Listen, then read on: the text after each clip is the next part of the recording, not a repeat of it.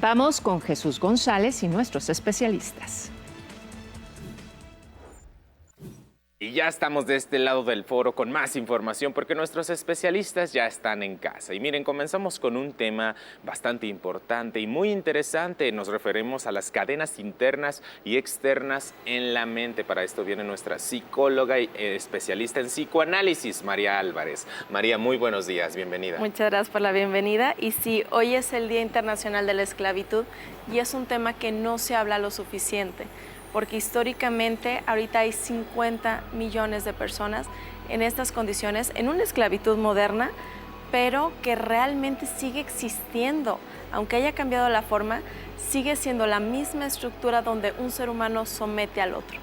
Ok, esta esclavitud moderna, ¿qué diferencia podemos identificar hoy en día a comparación a lo que se consideraba una plena esclavitud? Porque uno podría relacionarlo con temas del pasado, pero ¿cómo sería hoy en día? Incluso puede ser en situaciones de matrimonio forzado, donde menores de edad por razones culturales, tradiciones, etcétera, son forzadas a casarse.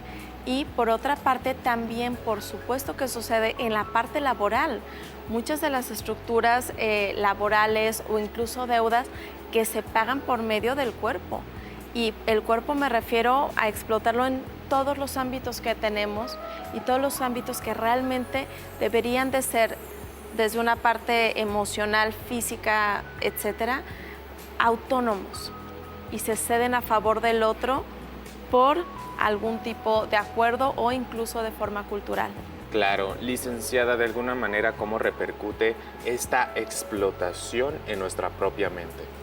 Personas que son expuestas a este tipo de dinámicas terminan experimentando estrés pues postraumático bastante severo, esta sensación de peligro que nunca se termina de ir al 100%, terminan disasociándose de los momentos pues tan fuertes que están viviendo y aprenden a crear esta protección de desconectar su mente y su cuerpo. Y es tan duro que no puedan vivir el mundo después de forma íntegra.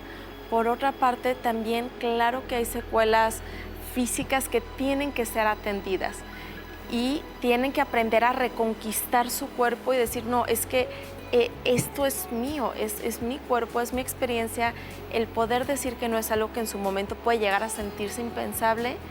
Y por último, y no menos importante, son los efectos del síndrome de indefensión aprendida.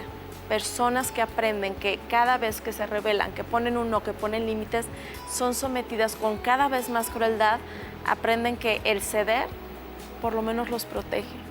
Claro, claro, de alguna manera son cadenas mentales muy fuertes. La mente es demasiado poderosa que no te deja avanzar completamente, no solo de nuestro contexto, pues de lo que está pasando en la situación, sino todo lo que tenemos aprendido.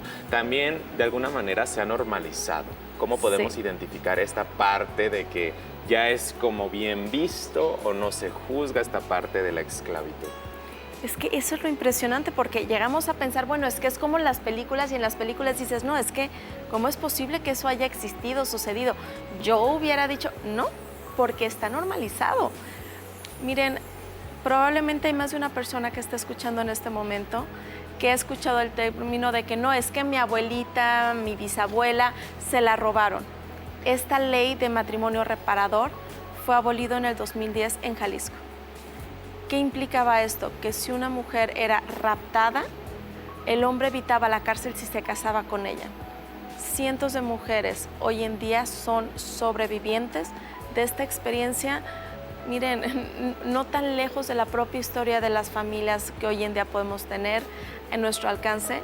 Y por otra parte, eso es desde la parte sexual. Por otra parte, está la cuestión laboral, que claro que afecta. Y por supuesto, vaya, la parte política o social, que realmente la postura de George Washington se me echó de las más claras, que dice que la Constitución debe de ser diseñada para que un hombre no le tenga miedo al otro. Entonces, cualquier ley que no reforce este ideal puede estar siendo una ley opresora. Ok, es impresionante de alguna manera porque sí normalizamos esa parte, lo escuchamos Y decimos, es algo común, es algo que pasaba, es algo por parte del tiempo que lo dejábamos pasar, pero hoy en día ya está siendo, se ve de diferente manera, afortunadamente, pero no hay que irnos a extremos, porque sí pasa lamentablemente. Por eso este comentario que nos haces de que estamos en el tiempo donde más pasa todavía este tipo de situación también. ¿Cómo podemos, al momento en que nuestro cuerpo está externo a todas estas situaciones, cómo podemos recuperar esta sensación a la mejor de control propio? Pues para todos los sobrevivientes de realmente una situación tan trágica, que sepan que aunque no es un cambio drástico de un día a otro, el dar pequeños pasos a esta libertad, a esta autonomía, a poderte sentir dueño de tu propio cuerpo, de tu propia mente, incluso de tu propio espíritu, es algo que se toma en el día a día. El aprender a decir que no, sin culpa ni miedo, el aprender a decir esto sí quiero, esto no quiero, a dejar de ceder el control propio para las demás personas, implica empezar a proteger este entorno psíquico, mental, emocional, afectivo, sexual, el empezar a conquistarte en todas tus áreas. Y va a haber días donde haya tropiezos, donde haya miedos, donde de repente hay una vocecita que diga, es que en el momento en el que diga que no voy a estar en peligro, y que sepas que cuando venzas ese miedo y aprendas a cuidarte, vas a descubrir una vida que a lo mejor en cierto momento de tu vida no imaginaste poder tener. De alguna manera, licenciada, siempre puede haber una salida de esto. ¿Qué pasa cuando una persona a lo mejor está trabajando en este proceso? Encuentra otra relación y por el tema de que es algo familiar, es una sensación, no identifica que a lo mejor está repitiendo el mismo patrón. ¿Cómo se puede trabajar eso? Pues es que mucho termina siendo parte de la tradición, el ambiente, la cultura, y se termina creyendo y sintiendo que esto es normal y no lo es. El someter a una persona al beneficio o a los intereses o a la voluntad del otro no es normalizable. Por más que se diga culturalmente, socialmente, o que en tu entorno inmediato diga, pues es que así es, realmente que sepas que no tienes que vivirlo así.